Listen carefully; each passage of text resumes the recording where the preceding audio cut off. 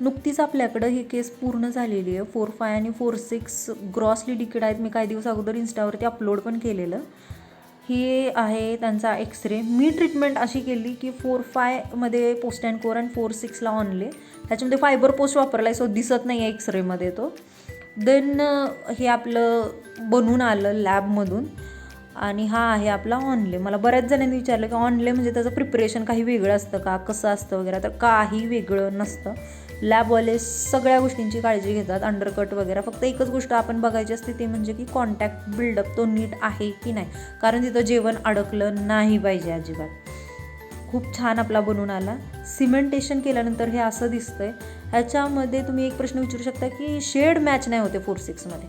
आता 4-4 आणि 4-5 खूप छान मॅच होत आहेत. मी ते पेशंटला पहिलेच एक्सप्लेन केलं की ग्रॉसली डिकेड असल्यामुळं डिस्कलर्ड आहे आपला दात. सो पेशंट इज हॅप्पी आणि त्याला काही प्रॉब्लेम नाही आहे. बस आपल्याला आणखीन काय पाहिजे.